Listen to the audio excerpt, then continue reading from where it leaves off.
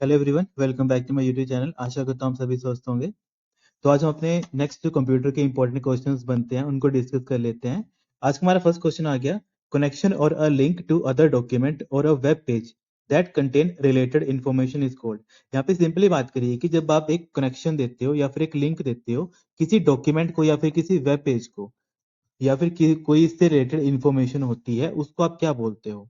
इसको आप बोलते हो हाइपरलिंक। ओके, अब इसका मतलब क्या है? बेसिकली सपोज कर लेते हैं मेरे पास एक मेरा वेब पेज है। सपोज कर लेते हैं मेरे पास क्या आ गया, मेरे पास मेरा वेब पेज आ गया है। इस वेब पेज के अंदर क्या होता है, जैसे आप गूगल सर्च करते हो ना, गूगल में कुछ भी चीज सर्च करते हो तो यहाँ पे तो आपको काफी ज्यादा सर्च मिलते हैं और लास्ट में आपको क्या मिलते हैं? यहाँ पे आपको एक लिंक्स मिलते हैं कि अगर आपको पहले पेज पे कुछ नहीं मिला तो आप क्या कर सकते हो, आप सेकंड नंबर पेज पे जा सकते हो, सेकंड पे जा सकते हो, थर्ड पे जा सकते हो, फोर्थ पे जा सकते हो। तो ये सारी की सारी आपको क्या चीजें होती हैं सर? ये सारी की सारी चीजें हमारी क्या होती हैं? लिंक्स होती हैं। और इन्हीं लिंक्स को हम क्या बोलते हैं? अगर हम इनको क्या कर रहे हैं, इन फॉर्म ऑफ हम इनको देख रहे हैं टेक्निकल टर्म में, तो इनको हम क्या बोलते हैं? इनको हाइपरलिंक्स बोलते हैं।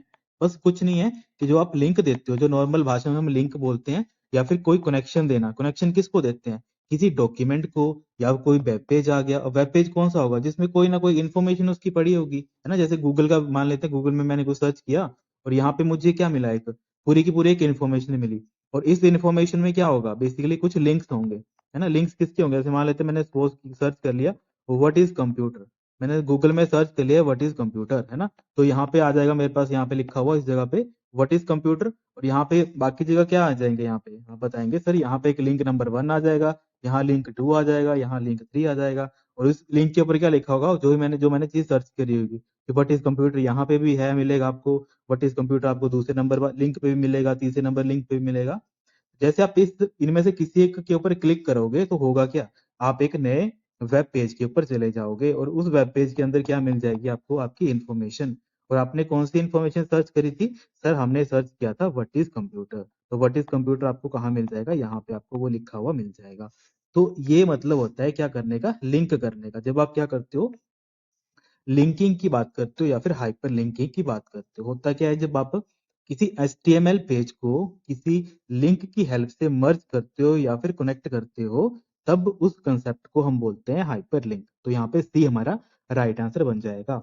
ओके, ये इंपॉर्टेंट चीज थी। अब बात कर लेते हैं कि सर हाइपर लिंक तो हमें समझ आ गया, पर कौन सा कंसेप्ट है जिसके थ्रू हम हाइपर लिंकिंग पढ़ते हैं? बेसिकली होता क्या है, आज आप एक लैंग्वेज पढ़ोगे, आप पढ़ोगे एक लैंग्वेज HTML। सर HTML का मतलब क्या हुआ? ये बेसिकली एक हमारी कौन सी लैंग्वेज होती है? हाइपर टेक्स्ट मार्कअप लैंग्वेज बोलते हैं इसको। इंपॉर्टेंट है, ये भी आपने लिख लेना है। अब चलो ठीक है सर, हमने इसकी फुल फॉर्म तो बता दी। एग्जाम में क्या क्वेश्चन पूछे जाते हैं? आपको पूछा जाएगा कि बताओ, 4-5 ऑप्शन दे दिए, C++, जावा और HTML। आपसे क्वेश्चन पूछा जाएगा बताओ इनमें से कौन सी ऐसी लैंग्वेज है वो मार्कअप लैंग्वेज है। ठीक है, तो मार्कअप लैंग्वेज कौन सी है सर? वो हमारी HTML लैंग्वेज आती है। दूसरा पॉइंट क्या पूछा जाता है इसमें HTML के बारे में, कि आप बताओ कि जो हमारी HTML लैंग्वेज है, बेसिकली ये कौन से टैग का यूज करती है, या फिर कौन सी ऐसी लैंग्वेज है जो टैग्स का यूज करती है। तो टैग्स का यूज भी हमारी कौन करती है? HTML करती है। और टैग्स का मतलब क्या हुआ? बेसिकली हमारे पास कुछ ऐसे सिंबल्स होंगे जिनको हमने क्या किया होगा? प्री डिफाइन किया होगा। प्री डिफाइंड सिंबल का मतलब क्या होगा? बेसिकली जैसे मान लेते हैं एक सिंबल आता है HTML के अंदर, ये सपोज कर लेते हैं, एग्जांपल आ गया ये। अब ये सिंबल मैंने पहले से ही डिफाइन करके रखा है।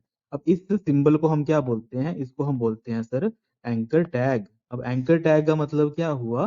कि ये एक ऐसा टैग होगा, क्योंकि जब आप देखते हैं ना जहाजों में एंकर क्यों लगाए होते हैं बड़े बड़े, ताकि वो क्या कर सकें, एक तरीके से लिंक कर पाए या फिर जोड़ पाए।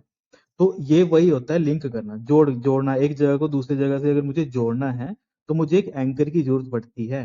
तो एंकर क्या काम करता है? बेसिकली जब आपको किसी भी वेब पेज के अंदर आपको कोई एक लिंक दिखता है ना, जैसे मैंने क्या सर्च किया था, व्हाट इज कंप्यूटर। तो व्हाट इज कंप्यूटर एक तरीके से एक लिंक बन गया था, है ना। यहाँ पे जब मैं क्लिक करूंगा व्हाट इज कंप्यूटर के ऊपर, तो मैं क्या करूंगा? मैं एक नए पेज के ऊपर चला जाऊंगा। तो ये कैसे लगता है ब्राउजर को पता? क्योंकि ये सारी चीजें हम कहाँ देखते हैं सर? हमारे ब्राउजर के ऊपर देखते हैं। जैसे आप गूगल क्रोम के ऊपर सर्च करते हो व्हाट इज कंप्यूटर, तो वहां पे होता क्या है, आप किसी भी टेक्स्ट के ऊपर जैसे आप क्लिक करते हो, और वो टेक्स्ट कैसा होता है? बेसिकली वो टेक्स्ट जैसे आप देखते हो ना, वो कैसा होता है? वो आपका ब्लू होता है और साथ में उसके नीचे क्या होता है, अंडरलाइन होता है ना। तो जैसे आप उसके ऊपर क्लिक करते हो तो आप किसी नए वेब पेज पे चले जाते हो। तो जो आपका अब यहाँ पे तीसरा इंपॉर्टेंट क्या बन गया, इसमें जो इंपॉर्टेंट है, जो एग्जाम पूछा जाता है कि जो आपके लिंक्स होते हैं, ये तो दो इंपॉर्टेंट आ गया एचटीएमएल के बारे में। तीसरा क्या चीज आ गई इंपॉर्टेंट, कि सर जो हमारे लिंक्स होते हैं, अब लिंक्स का मतलब क्या हुआ कि जो आपके हाइपर लिंक होते हैं, अगर आपको उनको पहचानना हो तो आप बोलेंगे कि जो हमारे सर हाइपर लिंक होते हैं, या फिर कोई भी ऐसा टेक्स्ट है, कोई भी एनी टेक्स्ट जो क्या हमें दिखता है, वो सर हमें ब्लू दिखता है। ब्लू के साथ क्या होता है, ब्लू प्लस उसकी क्या होती है, अंडरलाइन होती है उसमें। अब इसका मतलब क्या है कि ऐसा कोई भी अगर आपको टेक्स्ट दिखेगा अपने ब्राउजर के ऊपर जो एक तो ब्लू है और साथ में वो अंडरलाइन है, तो वो कौन सा टेक्स्ट आ जाता है, वो सर हमारा हाइपरलिंक आ जाता है। ओके, तो ये चीज इंपॉर्टेंट थी जो आपने समझनी थी। अब कल को मान लेते हैं मैंने पूछ लिया कि आपको जो ब्राउजर के ऊपर एक ब्लू अंडरलाइंड टेक्स्ट दिखता है, वो किस चीज को रिप्रेजेंट करता है, तो भाई वहां पे ऑप्शन क्या दिया होगा, ये मान लेते हैं यही चार ऑप्शन दिए होंगे, तो उस टाइम पे भी आपका राइट आंसर क्या बनेगा, हाइपरलिंक बनेगा। ओके, तो ये इंपॉर्टेंट चीज है जो आप डे टू डे लाइफ में यूज करते हो, तो ये चीजें आपने समझनी होती हैं, जो एग्जाम में ऐसे ही पूछी जाती हैं। ओके, इसके अलावा जैसे बच्चे पूछ लेते हैं कि बात सर इससे थोड़ा डिस्क्राइब कर देंगे।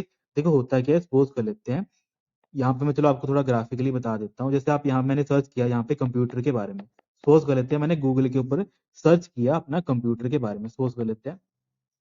जैसे मैंने कंप्यूटर का सर्च किया तो मुझे कुछ ऑप्शंस मिलते हैं यहाँ पे। पहला आ गया व्हाट इज कंप्यूटर, सपोज कर लेते हैं व्हाट इज कंप्यूटर का आ गया, और इसके नीचे आ गया एक लिंक। सपोज कर लेते हैं इसके नीचे आ गया एक हमारे पास लिंक आ गया। यहाँ पे ये क्या बन गया, व्हाट इज कंप्यूटर, और ये क्या बन गया, एक तरीके से अंडरलाइंड बन गया। और यही क्या है, व्हाट इज कंप्यूटर, सपोज कर लेते हैं ये मेरा ब्लू टेक्स्ट में लिखा गया है, सपोज कर लेते हैं व्हाट इज कंप्यूटर। तो इसका मतलब क्या है कि जब मैं इसके ऊपर क्लिक करूंगा, मैंने आपको क्या कंडीशन बताई, एक हाइपर लिंक क्या होता है, या फिर एक ऐसा लिंक कौन सा होगा जो क्या होगा सर, वो एक तो टेक्स्ट होगा और या तो ब्लू अंडरलाइन होगा, वो है ना, वो टेक्स्ट क्या होगा, ब्लू अंडरलाइन होगा। सपोज कर लेते हैं ये था व्हाट इज कंप्यूटर, और जो इसके नीचे का आप देख रहे हो ना, इसके नीचे क्या बनेगी, एक ब्लू अंडरलाइन बन गई। तो इसका मतलब क्या है, ये हमारे पास सर हाइपर लिंक का एग्जाम्पल आ गया। ओके, हाइपर लिंक का एग्जाम्पल आ गया। तो इसका मतलब क्या है, जैसे मैं इसके ऊपर क्लिक करूंगा तो मेरे पास क्या होगा, एक सर नया वेब पेज ओपन हो जाएगा, और उस वेब पेज के अंदर क्या होगा, मेरा वही जो मैंने पूछा व्हाट इज कंप्यूटर की इन्फॉर्मेशन यहाँ पे लिखी गई होगी। तो ये सारी चीजें थी जो एक हाइपर लिंक के बारे में एग्जाम में पूछी जाती है। ओके, फिर जैसे यहाँ पे नेक्स्ट इंपॉर्टेंट जो ऑप्शन दे रखा था कि सर डायल अप दे रखा है, इसका मतलब क्या है, हमें इसका आइडिया नहीं है, कि मुझे थोड़ा इसके बारे में हल्का सा ब्रीफ कर दो कि क्या होता है। तो बेटा देखो, डायल अप सिंपली ज्यादा टफ नहीं है, इसको जब हम नेटवर्किंग पढ़ते हैं ना, तो वहां पे एक कंसेप्ट आता है डायल अप का। तो डायल अप एक्चुअल में अगर आपको डेफिनेशन बताऊं इसकी, तो ये एक टाइप का ना इंटरनेट एक्सेस की होती है। मतलब हम बोल सकते हैं a form of internet access that uses the facility of the private switch telephone network to establish a connection to the ISP. अगर मैं इसको सिंपल टर्म में आपको बताऊं, मान लेते हैं कि ये भी एक ऐसा नेटवर्क है जो किसका यूज करता है, सर पीएसटीएन का यूज करता है। मान लेते हैं कि एक पब्लिक स्विच टेलीफोन नेटवर्क है, इसको बेसिकली अगर कनेक्शन बनाना है अपने इंटरनेट सर्विस प्रोवाइडर के साथ, तो हम क्या यूज करते हैं, मान लेते हैं कि यूजर को एक कनेक्शन बनाना है अपने आईएसपी के साथ, तो वो किसका यूज करता है, वो हमारा पीएसटीएन का यूज करता है। तो पीएसटीएन ही क्या होता है यूजर की साइड, वो डायल अप कनेक्शन होता है। ये चीज आपने याद रखनी है। मतलब होता क्या है, अगर आपको लिखना हो तो आप ऐसे लिख सकते हैं, ये क्या होता है, a form of internet access that uses, वो क्या करता है सर, यूजेस करता है क्या, किस चीज को यूज करता है, the facilities of the public switched, जो मैंने यहाँ पे बताया किसकी फैसिलिटी यूज करता है, पीएसटीएन की, जिसको हम बोलते हैं पब्लिक स्विच्ड। एग्जाम में पूछा जाता है, इसकी फुल फॉर्म आपने लिख लेनी है इसकी, इसको बोलते हैं पब्लिक स्विच्ड। टी से आता है हमारे पास टेलीफोन, और एन से बन जाता है हमारे पास नेटवर्क। ओके, इसका वो यूज करता है जिसकी हेल्प से वो क्या करता है, इस्टेब्लिश करता है। इस्टेब्लिश क्या करेगा, अपना इंटरनेट का connection, establish a connection. Sir किस टाइप का कनेक्शन करेगा, कनेक्शन बेसिकली जो उसको इंटरनेट प्रोवाइड करेगा, कौन इंटरनेट प्रोवाइड करेगा, हमारा आईएसपी, इंटरनेट सर्विस प्रोवाइडर। ठीक है, इसको भी लिख लेना आप, इसको हम बोलते हैं इंटरनेट सर्विस प्रोवाइडर। ठीक है, ऐसे करके होता है, बस और कुछ नहीं है, डायल अप में होता है कुछ नहीं है। बेसिकली क्या करता है, ये एक बेसिकली इंटरनेट का एक्सेस का तरीका है, जहाँ पे हम पब्लिक स्विच टेलीफोन नेटवर्क का यूज करते हैं, जिसकी हेल्प से हम क्या करते हैं, अपने आईएसपी के साथ ज्वाइंट होते हैं।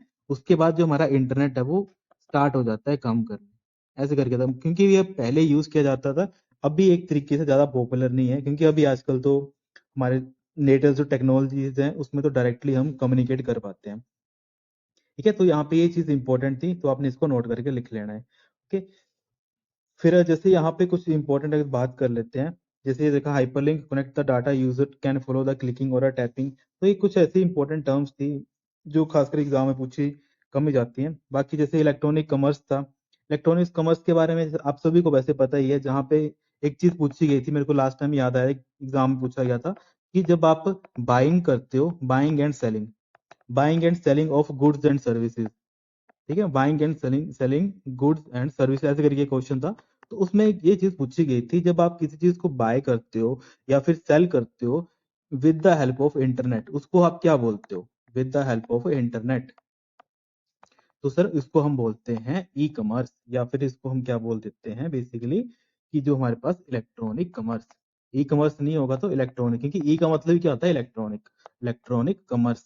बेसिकली हम क्या कर रहे हैं, बाइंग एंड सेलिंग कोई भी गुड्स या फिर कोई भी सर्विसेज हम क्या कर रहे हैं, ऑनलाइन अगर परचेज कर रहे हैं। ऑनलाइन का मतलब क्या होता है, बेसिकली हम इंटरनेट का यूज कर रहे होते हैं, है ना।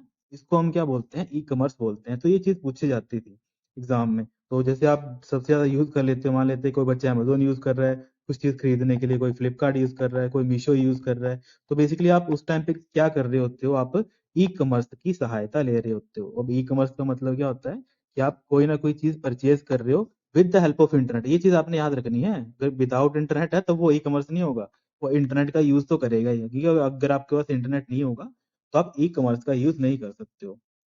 ओके, तो ये कुछ चीजें इंपॉर्टेंट होती हैं जो एग्जाम में बार बार पूछे जाते हैं एग्जाम में, तो ये सारी चीजें आपने याद रखनी है। ओके, और चलो यहाँ पे हाइपरलिंक आ गया, तो हाइपरलिंक से मेरे को एक और क्वेश्चन याद आ गया, है ना। तो देखो यहाँ पे एक एग्जाम में क्वेश्चन पूछा गया था कि अगर आपको एम एस वर्ड में, जो हमारे पास माइक्रोसॉफ्ट वर्ड है ना, उसमें अगर आपको हाइपरलिंक बनाना है, ठीक है, उसमें अगर आपको हाइपरलिंक बनाना है तो आप कौन सी शॉर्टकट कमांड का यूज करते हो, तो आप यूज करते हो कंट्रोल प्लस के का। ठीक है, तो ये कुछ इंपॉर्टेंट पॉइंट्स होते हैं, एक क्वेश्चन के बाद हमें याद आ जाते हैं, तो वो सारी चीजें हमें ऐसे करके याद रखनी पड़ती हैं। इंपॉर्टेंट है सारी चीजें, और इनको आपने क्या करना है, अपने नोट्स में लिख लेना है। फिर नेक्स्ट क्वेश्चन आ गया हमारे पास, माइक्रोसॉफ्ट मैसेंजर अलो यूजर। देखो माइक्रोसॉफ्ट मैसेंजर होता क्या है, बेसिकली ये एक हमारे पास हम बोल सकते हैं कि सर ये हमारे पास एक तरीके से इंस्टेंट मैसेजिंग सॉफ्टवेयर है, एक तरीके से ये बोल सकते हैं। तो देखो माइक्रोसॉफ्ट मैसेंजर क्या काम करता है, जैसे हमारा पोस्ट कर लेते हैं, आपका फेसबुक मैसेंजर है ना, व्हाट्सएप मैसेंजर है, उसमें आप क्या कर सकते हो, डायरेक्टली लाइव कम्युनिकेशन कर सकते हो। तो माइक्रोसॉफ्ट का भी अपना एक मैसेंजर है, जिसकी हेल्प से आप क्या कर सकते हो, कम्युनिकेट कर सकते हो, डायरेक्ट लाइव कम्युनिकेशन। ठीक है, ये आपने याद रखना है। इसके अलावा पूछा जाता है कि माइक्रोसॉफ्ट जो हमारे पास अभी तो सबसे ज्यादा जो यूज किया जाता है वो टीम्स यूज किया जाता है। एग्जाम में पूछा जाता है कि जो आपका माइक्रोसॉफ्ट टीम्स है वो क्या काम करता है, तो वो भी यही काम करता है सारा। क्योंकि इससे पहले क्या था, अगर इससे पहले हम बात करें कि माइक मैसेंजर से पहले क्या था सर, इससे पहले जो आपका था वो आपका एमएसएन करके आता था। अगर आपको याद हो, किसी बच्चे ने पढ़ा हो, तो एमएसएन मैसेंजर करके हम इसको बोलते थे, या फिर विंडोज विंडोज लाइव मैनेजर, कई बार ये नाम भी पूछे जाते हैं। तो आपने याद रखना है, ये उस टाइम पे किसकी बात कर रहे होते हैं, हम माइक्रोसॉफ्ट मैसेंजर की ही बात कर रहे होते हैं। ओके, क्योंकि जो एमएसएन है या फिर विंडोज लाइव मैनेजर था, उसके बाद इसका नाम चेंज हो गया था माइक्रोसॉफ्ट मैसेंजर में, और आजकल तो यही यूज होता है, टीम्स टीम्स करके आता है, माइक्रोसॉफ्ट टीम्स करके। तो ये सारी चीजें हैं जो इंपॉर्टेंट है, एग्जाम में ऐसे ही पूछी जाती है। ओके, बाकी यहाँ पे जैसे ब्लॉग का दे रखा था सर, ब्लॉग क्या होता है ना, ब्लॉग तो ईजी है, हम जैसे हम क्या करते हैं, ब्लॉग का मतलब क्या है, जब हम कोई भी एक अपना वेब पेज क्रिएट करते हैं और वहां पे कोई इन्फॉर्मेशन अपनी पोस्ट करते हैं, उसको हम क्या बोलते हैं, ब्लॉग बोलते हैं। और ब्लॉग हम बनाते किसकी हेल्प से हैं, एक बार एग्जाम में पूछा गया था, जो आप ब्लॉग बनाते हो तो उसके लिए ब्लॉगिंग के प्लेटफॉर्म कौन से हैं, कि आप कौन से प्लेटफॉर्म के ऊपर इनको बना सकते हो। तो आपने याद रखना है, ब्लॉग हम बनाते हैं किसके ऊपर सर, हम वर्ड प्रेस के ऊपर बनाते हैं, या तो एक इम्पोर्टेंट है हमारे पास ब्लॉगर। ये दोनों इंपॉर्टेंट है, एग्जाम में पूछे जाते हैं, नोट करके लिख लेना आप इनको उनको, कि जो हम ब्लॉग्स वगैरह क्रिएट करते हैं, तो बेसिकली क्या करते हैं, हम वर्डप्रेस या फिर ब्लॉगर का है उनका हम यूज करते हैं। तो ये हमारे पास कुछ इंपॉर्टेंट टर्म थी। ओके, तो बाकी तो चलो यहाँ पे से इसमें थोड़ा इंपॉर्टेंट जैसे लिखना होगा कि जो हमारा MSN मैसेंजर था ये बेसिकली 1999 में आया था। एक बार एग्जाम में इसी का क्वेश्चन पूछा गया था कि जो आपका MSN है, जो आप इंस्टेंट मैसेजिंग यूज करते थे उस टाइम पे, वो 1999 में आया था। वो उसका नाम क्या था जो माइक्रोसॉफ्ट का था, तो MSN था, और ये ईयर 1919 में लॉन्च हुआ था। तो इतने सारे टॉपिक्स बन जाते हैं एक क्वेश्चन में। देखो हमारे पास मल्टीपल जो है क्वेश्चंस बन जाते हैं, तो वो सारे क्वेश्चंस जो डिस्कस होते हैं वो मैं आपको भी बता देता हूँ, क्योंकि इंपॉर्टेंट होते हैं एग्जाम में। वही चीजें होती हैं पर वो थोड़ा घुमा के पूछा जाता है, तो आपने सारी चीजें लेकर चलना होता है। ठीक है, वही लिखा है communication by the direct live communication, और मैसेंजर क्या करता है, रियल टाइम डायरेक्ट कम्युनिकेशन के लिए हम यूज करते हैं। फिर नेक्स्ट क्वेश्चन आ गया हमारे पास, portable computer also known as laptop computer, weighting between 4 to 8 pound. अब देखो पोर्टेबल कंप्यूटर है जिसका वेट कितना है, सिर्फ हमारा 4 से लेके 10 पाउंड का वेट है। तो वो कौन सा आता है हमारे पास, सिर्फ वो नोटबुक कंप्यूटर आते हैं। याद रखना है इंपॉर्टेंट। अब नोटबुक कंप्यूटर होते क्या, बेसिकली हमारे पास जो बैटरी या फिर AC पावर्ड जो हमारे पास पर्सनल कंप्यूटर होते हैं ना, और बेसिकली जो ब्रीफ केस के अंदर आ जाते हैं, उनको हम बोलते हैं नोटबुक कंप्यूटर, है ना।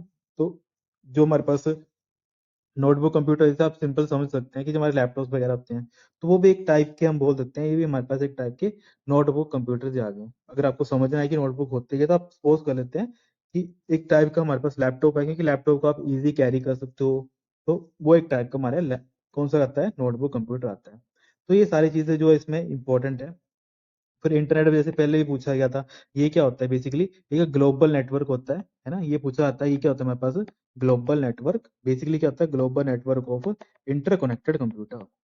जब आप बेसिकली क्या करते हो, काफी ज्यादा कंप्यूटर को इंटरकनेक्टेड कर देते हो, तो उस टाइम पे उसको हम क्या बोलते हैं सर, उसको इंटरनेट बोल देते हैं। ठीक है, जैसे मान लेते हैं मेरा एक ये कंप्यूटर आ गया, दूसरा ये आ गया, तीसरा ये आ गया, चौथा ये आ गया, पांचवा ये आ गया। अब ये सारे के सारे आपस में क्या है, कनेक्टेड है, सपोज कर लेते हैं। और अब मैं ये बात कर रहा हूँ पूरे वर्ल्ड में, पूरे ग्लोब की बात कर रहा हूँ कि इससे भी कनेक्टेड है, ये इससे भी, ये इससे भी, हमारे हर एक कंप्यूटर आपस में कम्युनिकेट कर पा रहा है easy। तो ये मेरा क्या बन गया, एक इंटरनेट बन गया। ठीक है, ये मेरा क्या बन गया, इंटरनेट बन गया। तो ये चीज भी पूछी होती है, बाकी स्कैनर हमारा इनपुट डिवाइस है, पता नहीं कितनी बारी पहले भी आ चुका है। क्या काम करता है बेसिकली सर, ये हमें सॉफ्ट कॉपी जनरेट करके देता है, बस ये चीज इंपॉर्टेंट है।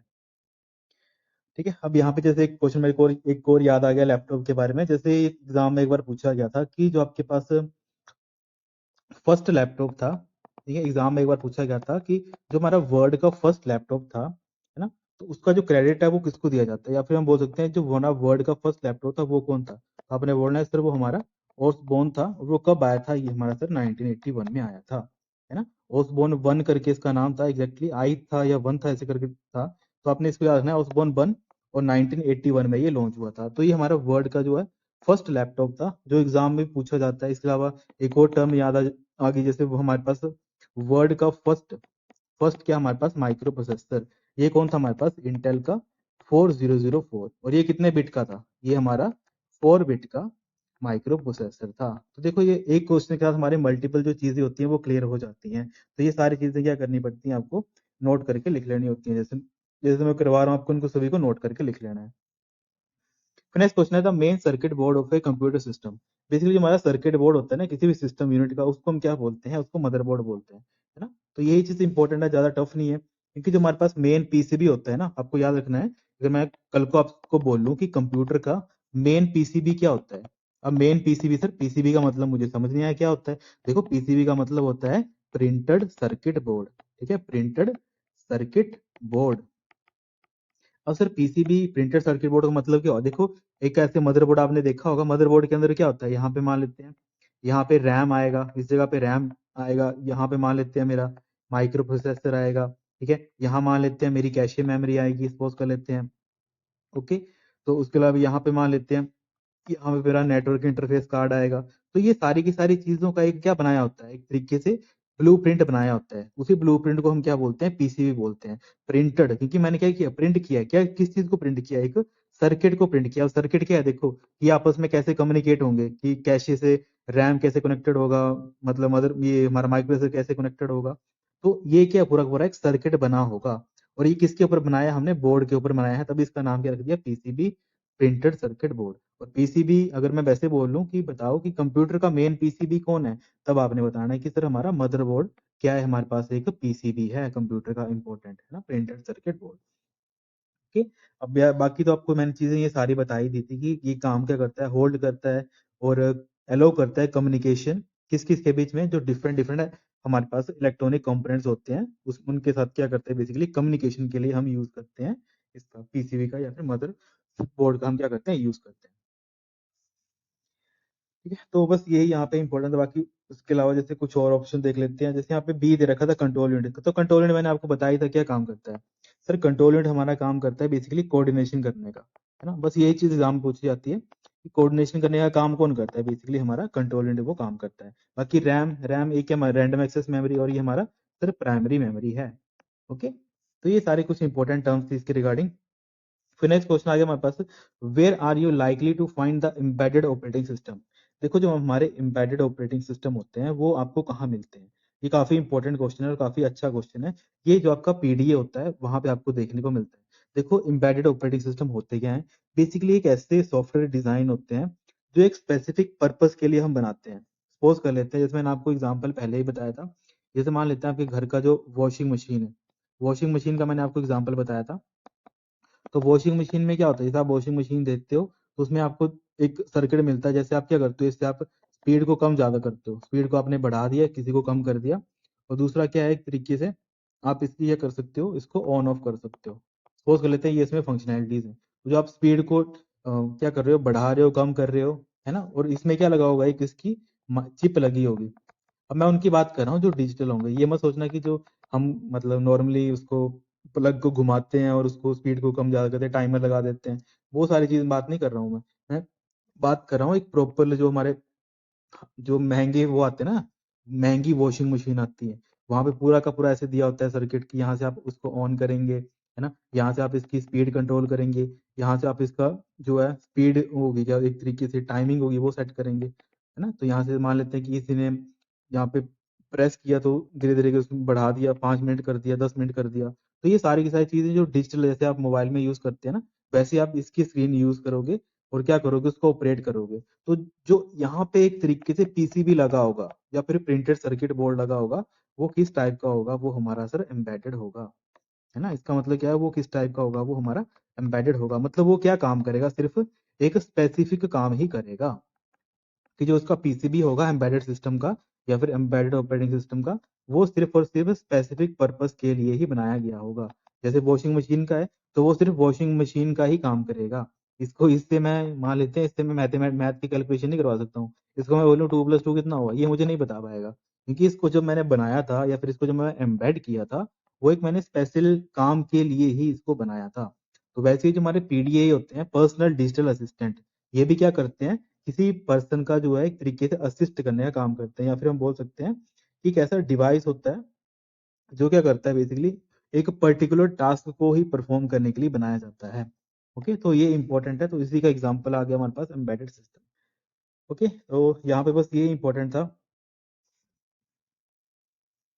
वो लिखा है यहाँ पे PDA personal digital assistant typically use embedded operating system. Okay, important है, आपने बस ये चीजें याद रखनी है, क्योंकि ये एग्जाम में बार बार बस ऐसे करके पूछी जाती है, तो ये आपने याद रखना है। ठीक है, फिर नेक्स्ट क्वेश्चन आ गया हमारे पास, manipulating data to create information is known as. Basically जब आप मैनिपुलेट करते हो ना किसी डाटा को, है ना, जब आप इंफॉर्मेशन क्रिएट करते हो तो उसको कैसे आप क्रिएट करते हो, प्रोसेस करते हो उसके ऊपर। मैंने आपको एक चीज पहले समझाई थी कि आप क्या करते हो, इनपुट करवाते हो डाटा, इनपुट डाटा कहाँ जाता है हमारा, सर वो हमारा सीपीयू के पास जाता है, फिर लास्ट में वो हमें कहाँ दिखता है, हमारे आउटपुट के ऊपर दिखता है।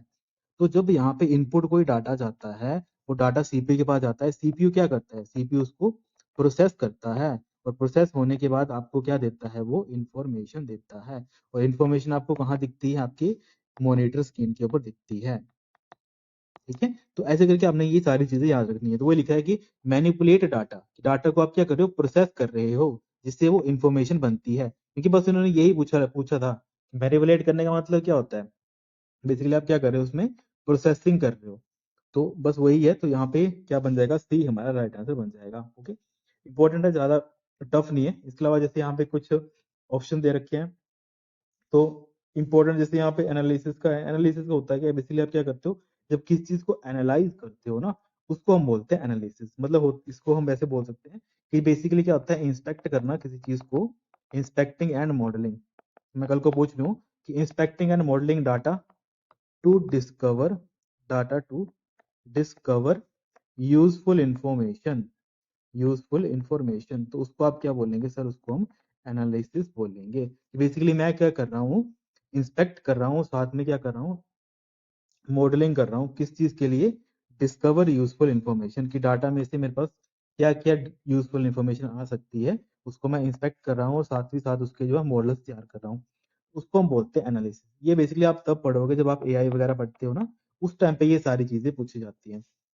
बाकी यहाँ पे अगर देखा जाए इंफॉर्मेशन का आगे क्वेश्चन, तो यहाँ पे कुछ और क्वेश्चन है जो मेरे याद आ रहे हैं माइंड में। एक बार पूछा गया था GIGO, ये भी किससे रिलेटेड है? बेसिकली जब ये सारी चीजें पढ़ते हैं ना, इन्फॉर्मेशन ये सारी उस टाइम पे आती है ये भी, तो इसको हम बोलते हैं garbage in garbage out, garbage in garbage out. Simple ऐसा समझना है आपने कि जैसा आप खाते हो वैसा आपको मतलब महसूस होता है, या फिर वैसा आप बाय प्रोडक्ट निकालते हो, तो बस वही है कि गार्बेज इन गार्बेज आउट। वो मतलब होता है कि जैसा मतलब अगर आपकी इनपुट अगर ठीक है तभी उसकी आउटपुट भी ठीक आएगी। मान लेते हैं इनपुट आपने गलत दे दी तो उसकी आउटपुट भी क्या होगी? गलत आएगी। बस वही चीज है जो जनरल वे में हम जो समझते हैं कि जैसा आप हम बोलते हैं ना, जैसे घर वाले हमारे हम बोलते हैं कि जैसा आप खाओगे, जैसा खाएंगे अन्न वैसा रहेगा हमारा मन, है ना? तो बस वैसे ही होता है कि अगर आपका इनपुट ठीक है तो आउटपुट ठीक है, अगर इनपुट आपका गलत है या फिर ठीक नहीं है तो आपका आउटपुट भी ठीक नहीं आएगा। तो बस वही है जो एग्जाम में मेरे को याद आया था कि वो इंपॉर्टेंट है, पूछा जाता है एग्जाम में। और फिर नेक्स्ट क्वेश्चन है, a compiler translate high level programming language to a machine language program is called. Basically compiler क्या करता है? ट्रांसलेट करता है किसी हाई लेवल प्रोग्राम को मशीन लेवल में, उसको हम क्या बोलते हैं? उसको हम सर ऑब्जेक्ट कोड बोलते हैं। ओके, तो यहाँ पे हमारा क्या बन जाएगा? बी हमारा राइट आंसर बन जाएगा। अब देखो ये क्या किसका एग्जाम्पल है सर? हम क्या पढ़ते हैं? लैंग्वेज ट्रांसलेटर्स को पढ़ते हैं। अब सर लैंग्वेज ट्रांसलेटर होते क्या है? बेसिकली मैंने आपको ये चीज बताई थी कि लैंग्वेज ट्रांसलेटर भी एक हमारे सॉफ्टवेयर भी होते हैं। ठीक है, ये हमारे एक सॉफ्टवेयर ही होते हैं। अब सॉफ्टवेयर होने का मतलब क्या है? बेसिकली एक्चुअली में मान लेते हैं, समझ लेते हैं, मैंने आपको एक कंसेप्ट बताया था पहले भी कि जो हमारी हाई लेवल लैंग्वेज होती है उसको हम कन्वर्ट कर देते हैं किसमें? लो लेवल लैंग्वेज में। या फिर इसको मैं बोल दूं कि मैं ह्यूमन हूं, तो ये मेरी ह्यूमन रीडेबल लैंग्वेज है क्योंकि इसको मैं समझ सकता हूँ, पर इसको कंप्यूटर नहीं समझ सकता है। तो मुझे एक बीच में ऐसा पर्सन चाहिए जो मेरी लिखी हुई भाषा को किस में कन्वर्ट कर दे? बाइनरी में कन्वर्ट कर दे, बाइनरी में, या फिर इसको हम बोलते हैं मशीन लेवल लैंग्वेज, है ना? या फिर दूसरी सी टर्म को क्या बोल देते हैं हम? Object code. और अगर मैं ह्यूमन की बात करूं तो ये मेरे लिए क्या बन गया? Source code. तो एग्जाम में चाहे जैसे मर्जी पूछ लिया जाए कि हाई लेवल लैंग्वेज से लो लेवल लैंग्वेज में कन्वर्ट करना, ह्यूमन रीडेबल से मतलब एक तरीके से मशीन रीडेबल में कन्वर्ट करना, सोर्स कोड से किसमें? ऑब्जेक्ट कोड में कन्वर्ट करना, तो इसके लिए हम क्या यूज करते हैं? किसी ना किसी लैंग्वेज ट्रांसलेटर को यूज करते हैं। और सर हमारे पास लैंग्वेज ट्रांसलेटर कितने होते हैं? बेसिकली हम लैंग्वेज ट्रांसलेटर पढ़ते हैं ना, तो ये हमारे पास दो तीन टाइप के आते हैं। बेसिकली एक आता है हमारे पास इंटरप्रेटर, है ना? एक हमारे पास जैसे आ गया कंपाइलर, और एक आता है हमारे पास असेंबलर। ठीक है, एक आता है हमारे पास असेंबलर। तो ये तीन टाइप के हमारे पास लैंग्वेज ट्रांसलेटर होते हैं। देखो अब ये काम क्या करता है? इंटरप्रेटर क्या काम करता है? अब इसको समझने के लिए आप ऐसे समझ लो, मेरे पास एक सोर्स कोड है ना? जैसे मैंने वही ऐड वाला प्रोग्राम ले लेते हैं एडिशन करने का, कि बच्चे इसको जल्दी समझ लेते हैं। तो इसमें क्या है? मुझे क्या चाहिए? मुझे फर्स्ट वैल्यू चाहिए इसमें, एंटर फर्स्ट वैल्यू, फिर आप सेकंड वैल्यू एंटर करेंगे, फिर आप क्या करेंगे? इसमें इन दोनों को प्लस करेंगे। ऐड किस चीज को करेंगे? फर्स्ट और सेकंड वैल्यू को आप क्या करेंगे? यहाँ पे ऐड करेंगे, और लास्ट में जो रिजल्ट होगा वो आ जाएगा। अब देखो यहाँ पे चार इंस्ट्रक्शंस हैं। अब इस इंस्ट्रक्शन को मुझे किस में कन्वर्ट करना है? ऑब्जेक्ट कोड में। मुझे इसको ऑब्जेक्ट कोड में कन्वर्ट करना है। तो मैं कैसे कर सकता हूँ? एक तो मेरे पास तरीका है कि मैं पूरा का पूरा कोड उठाऊं और इसको क्या करूं? लैंग्वेज ट्रांसलेटर के पास दे दूं। और वो कौन सा लैंग्वेज ट्रांसलेटर होगा? वो जो पूरा पूरा कोड ले लेगा और उसको एक ही बार में कन्वर्ट कर देगा किसमें? ऑब्जेक्ट कोड में। तो वो कौन करता है? वो हमारा कंपाइलर करता है। अगर मैं बात करूं कि ऐसा कौन सा लैंग्वेज ट्रांसलेटर है, वो क्या करता है कि जो भी हमारे पास हाई लेवल लैंग्वेज का जो कोड होता है, या फिर इसको हम क्या बोलते हैं? सोर्स कोड बोलते हैं, इसको डायरेक्टली कन्वर्ट कर देता है किसमें? मशीन लेवल लैंग्वेज में। तो वो कौन होता है? वो हमारा कंपाइलर होता है। और दूसरा हमारा यहाँ पे इंटरप्रेटर होता है। अब इंटरप्रेटर क्या काम करेगा? कंपाइलर ने क्या किया, उसने पूरा का पूरा कोड ले लिया और पूरे के पूरे कोड को क्या किया एक तरीके से, फिर उसने पूरे के पूरे कोड को ही कन्वर्ट कर दिया एक ही बार में। पर जो हमारा इंटरप्रेटर होता है ना बेटा, वो क्या काम करता है, वो सबसे पहले लेगा पहला, वो सबसे पहले इस लाइन को उठाएगा, इसको समझेगा, इसका फिर क्या करेगा, ऑब्जेक्ट कोड बनाएगा, फिर दूसरी लाइन पर जाएगा, फिर इसको समझेगा, फिर जाके इसका ऑब्जेक्ट कोड बनाएगा, फिर तीसरी लाइन लेगा, इसको समझेगा, फिर इसका क्या बनाएगा, ऑब्जेक्ट कोड बनाएगा। अब आपको इस चीज से समझ आ रहा है कि कंपाइलर और इंटरप्रेटर में डिफरेंस क्या है। कंपाइलर क्या बोलते हैं कि आप मुझे पूरा प्रोग्राम एक बार में दे दो, मैं इसका पूरा का पूरा ऑब्जेक्ट कोड एक ही बार में बना दूंगा।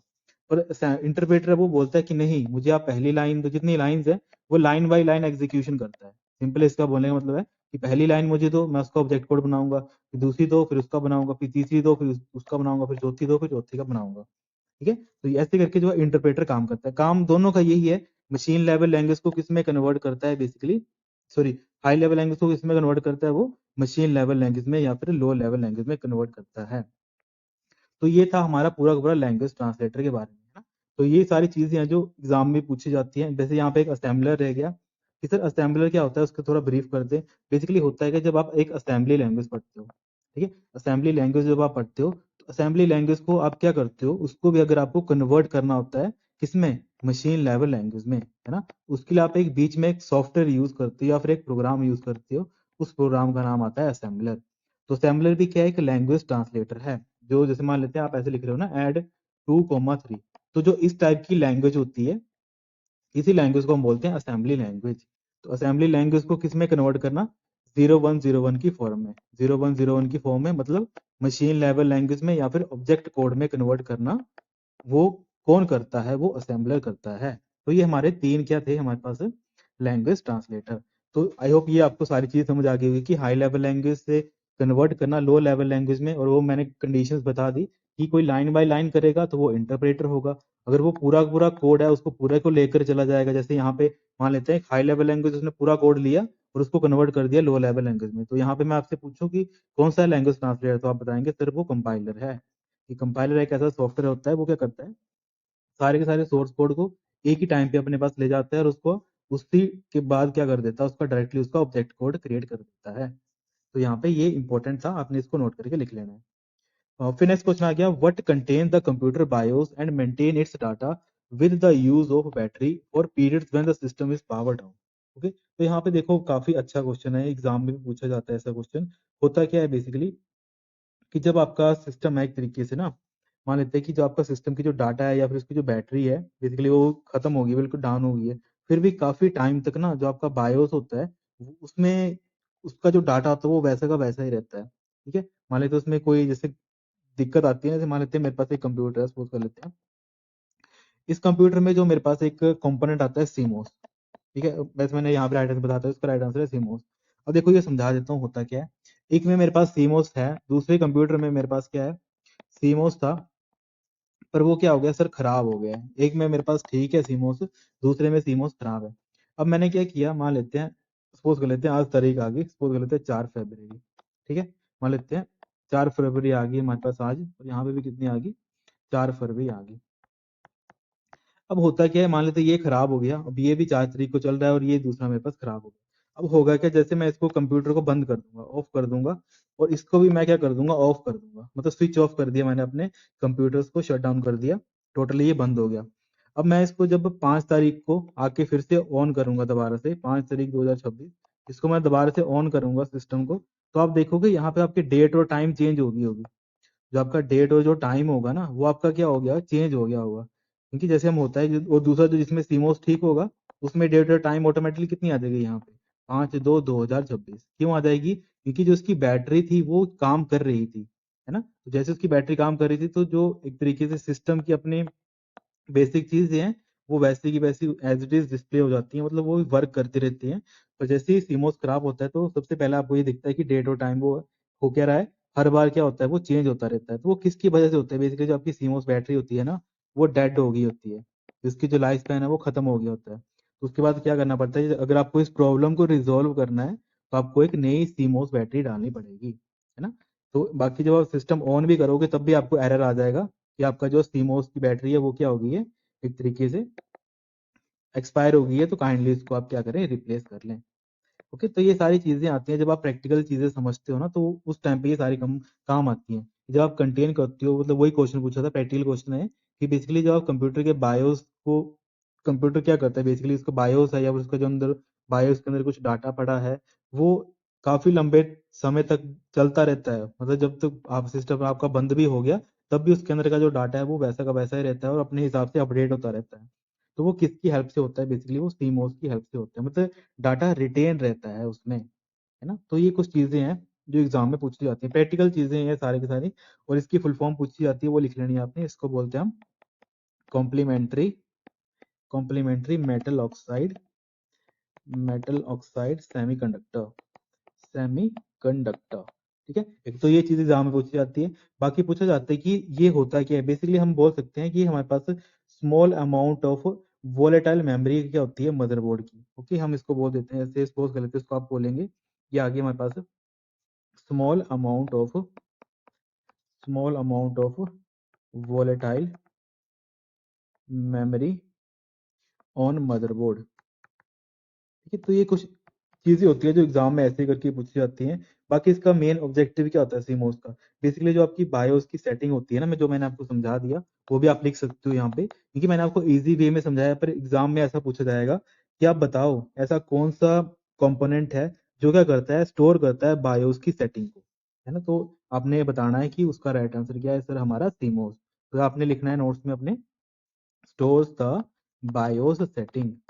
बायोस की जो आपकी सेटिंग्स होती है ना, इनको कौन स्टोर करता है। अब देखो बायोस की सेटिंग क्या है, तो अगर बायोस की सेटिंग आपको पता नहीं तो आप लिख सकते हैं कि जो हमारे पास डेट आ गया, टाइम आ गया, इसके अलावा और क्या होता है, बूट का ऑर्डर आ गया, है ना, बूट ऑर्डर आ गया। इसके अलावा हमारे पास जो हमारी हार्डवेयर की कॉन्फ़िगरेशंस होती हैं, ये सारी की सारी कौन हैंडल करता है, ये हमारा सीमोस हैंडल करता है।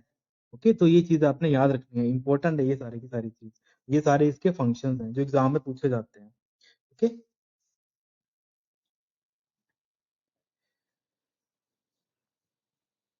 तो बस वही चीज आ गया, कॉम्प्लीमेंट्री मेटल ऑक्साइड सेमीकंडक्टर। बाकी एक चीज अगर आपको याद रखनी है कि मैंने एक चीज बताई आपको, ये किस टाइप की मेमोरी हमारी एक वोलेटाइल है, तो इसका मतलब क्या है कि इसको हमेशा कंटिन्यूस पावर चाहिए होती है। जो मैंने आपको आपको एग्जांपल समझाया ना कंटिन्यूस पावर का, और जैसे मान लेते हैं एक सीमोस खराब हो गया, तो खराब होने की वजह क्या है कि उसको पावर सप्लाई नहीं मिल रही है।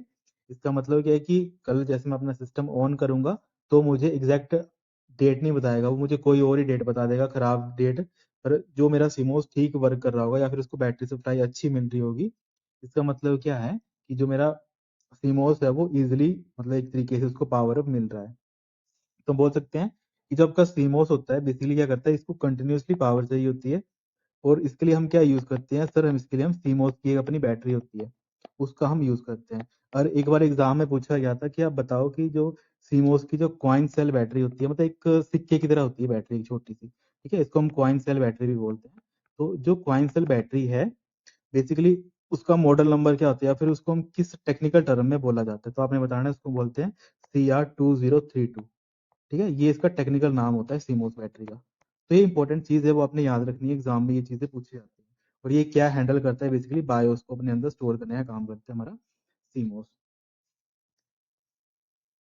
फिर नेक्स्ट क्वेश्चन आ गया, something which has easily understood instruction is said to B.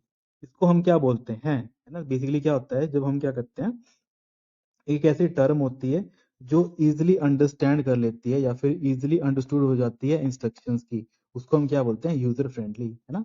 और देखो इसका मतलब कि जैसे आप क्या करते हो, आपको आपको मैंने एक तरफ मोबाइल दे दिया, दूसरी तरफ मैंने आपको एक ऐसा कंप्यूटर दे दिया जिसके ऊपर अगर आपको कमांड लिखनी है, एक तरफ आपको कमांड लिखनी है, दूसरी तरफ आपको क्या करना है, वही चीज अगर आपको आइकन के ऊपर करनी है। मान लेते हैं ये मेरा आ गया ऐड का प्रोग्राम, ठीक है। जैसे आप इसके ऊपर क्लिक करोगे तो आपको होगा क्या, आपको कैलकुलेटर का एप्लीकेशन ओपन हो जाएगी, सपोज कर लेते हैं आपको कैलकुलेटर की एप्लीकेशन खुल जाएगी। दूसरी तरफ आ गया, यहाँ पे आपको लिखना पड़ेगा ऐड, मतलब एक ऐड डॉट ई करके लिखो। फिर यहाँ पे अगली लाइन में फिर क्या होगा, आपको यहाँ पे मान लेते हैं अगली लाइन में आपको पूछे, यहाँ पे आ जाएगा कि आपको कौन से ऐड करना है, तो आप बोल देंगे यहाँ पे इनपुट 1 करना है, इनपुट 2 करना है। फिर आप बोलोगे सर छोड़ो, हमें नहीं करना है, हमें इंटरेस्ट नहीं है इसमें, और इतना पेचीदा है, कौन इसको याद रखे, है ना। ये इतना सर इतना पेचीदा है, इनपुट 1 इनपुट 2, तो इसको कौन याद करे। ये क्या है हमारे पास, नॉट यूजर फ्रेंडली, मतलब मुझे सर पसंद नहीं आया ये। तो इसको इजी वे में, मतलब इसमें भी आप क्या कर रहे हो, जब आप यहाँ पे भी इसको चला रहे हो ना, इस टाइम पे भी आप वही चीजें कर रहे हो जो यहाँ पे आप कर रहे हो इनडायरेक्टली। आप मतलब इसके ऊपर क्लिक कर रहे हो, उसके बाद आपका नेक्स्ट ये ओपन हो जाता है, और उसके बाद जैसे आप वैल्यूज करते हो इनपुट में, यहाँ पे आप 1 पे क्लिक करते हो तो 1 हो जाता है, या फिर कोई दो वैल्यूज एंटर कर देते हो, एक डाल देते हो, फिर 15 डाल देते हो, और इन दोनों को कैलकुलेट करके आपके पास रिजल्ट 16 आ जाता है। तो यहाँ पे भी हो क्या रहा है, एग्जैक्टली सेम चीज ही हो रही है, पर यहाँ पे आप किसका यूज कर रहे हो, ग्राफिकल यूजर इंटरफेस का यूज कर रहे हो, और यहाँ पे आप किसका यूज कर रहे हो, कमांड लाइन इंटरफेस का यूज कर रहे हो, मतलब आप कमांड का यूज कर रहे हो। तो आप बोलते हो सर इतनी कमांडें कौन याद रखे, इससे तो हमें ग्राफिकल यूजर इंटरफेस अच्छा लग रहा है कि इसके ऊपर क्लिक करें, फिर यहाँ पे हमसे ऑटोमेटिकली पूछ लेगा एक नंबर एंटर करो अपना, आपने वो नंबर एंटर किया, फिर दूसरा नंबर पूछेगा तो दूसरा नंबर एंटर करो, लास्ट में इन दोनों को प्लस कर दो और वो हमें बता दो, है ना। तो वो यूजर फ्रेंडली होता है। तो बस वही चीज है कि something which has easily understood instruction, जो आपकी इंस्ट्रक्शंस को आप इजीली समझ पाते हो कि कैसे कैसे आप चलेंगे, कैसे कैसे एक प्रोग्राम चलाएंगे, उसको आप क्या बोलते हो, उसको आप यूजर फ्रेंडली बोलते हो। ठीक है, तो यहाँ पे क्या बन गया हमारे पास, यहाँ पे फर्स्ट यहाँ पे राइट आंसर बन गया। ठीक है, इसके अलावा कुछ और इंपॉर्टेंट ऐसे ग्राफिकल यूजर इंटरफेस में एक चीज पूछी जाती है कि क्या होता है ग्राफिकल यूजर इंटरफेस, जैसे विंडोज और मैक में कौन है, या फिर सॉरी विंडो और हमारे पास जो एक तरीके से एक विंडोज को पूछा जाता है ऑपरेटिंग सिस्टम, एक और हमारे पास विंडोज आता है अगर हम एंड्रॉइड की बात कर लेते हैं, या फिर हम iOS की बात कर लेते हैं, या फिर हम मैक ओएस की बात कर लेते हैं। ये सारे सारे हमारे पास कौन से हैं सर, ग्राफिकल यूजर इंटरफेस है। अब यहाँ पे मेरे को एक और क्वेश्चन याद आया कि एक क्वेश्चन एग्जाम में पूछा गया था कि आप बताओ कि जो हमारे पास फर्स्ट ग्राफिकल यूजर इंटरफेस था, एक तरीके से कंप्यूटर था, वो कौन सी जनरेशन में आया था, कौन सी जनरेशन में आया था कंप्यूटर की। तो आपने बताना है कि वो हमारा सर फोर्थ जनरेशन में आया था, वो हमारा फोर्थ जनरेशन में आया था, और वो कौन सा था, वो सर हमारा एप्पल का था, और एप्पल 1 करके नाम था इसका। ठीक है, एप्पल 1 करके नाम था इसका, और ये फोर्थ जनरेशन को बिलोंग करता है, और ये फर्स्ट हमारा ग्राफिकल यूजर इंटरफेस का कंप्यूटर था। मतलब इसमें होगा क्या, ये हमारा एक ऐसा कंप्यूटर होगा जहाँ पे हमें आइकन्स वगैरह दिखेंगे, उन आइकन्स के ऊपर हम क्लिक करेंगे, आइकन होंगे फाइल्स का, मतलब एक तरीके से आइकन्स होंगे फाइल्स के, फोल्डर्स के, ये सारी की सारी चीजें हमें वहाँ पे दिख जाएंगी इजीली, है ना, in the form of icons. तो उसको हम क्या बोलते हैं, ग्राफिकल यूजर इंटरफेस। वो लिखा है user friendly refer to system design to be intuitive for users, है ना। तो वही चीज है जो मैंने आपको यहाँ पे पूरी की पूरी समझाई। और फिर यहाँ पे आज का नेक्स्ट और लास्ट क्वेश्चन आ गया, व्हाट इज आउटपुट। ठीक है, तो आप मुझे यहाँ पे नीचे इसको कमेंट करके बताएंगे कि आउटपुट होता है क्या है। ओके, अब यहाँ पे 4 ऑप्शंस हैं, आपने बताना है कि इनमें से राइट आंसर क्या है अकॉर्डिंग टू। ये इजी क्वेश्चन है, ज्यादा टफ क्वेश्चन नहीं है। बाकी इसके अलावा इनसे जो पहले को हमने क्वेश्चन डिस्कस किए हैं, वहाँ पे कोई डाउट है, कुछ आपके मन में क्वेरी रहती है, वो भी नीचे मुझे कमेंट करके आप पूछ लिया करो। ठीक है students, thank you so much, have a great day. इसके अलावा कुछ डाउट या क्वेरी होती है, मैंने बताया, आप मुझे नीचे कमेंट करके पूछ लिया करो इसके रिगार्डिंग। ठीक है स्टूडेंट्स।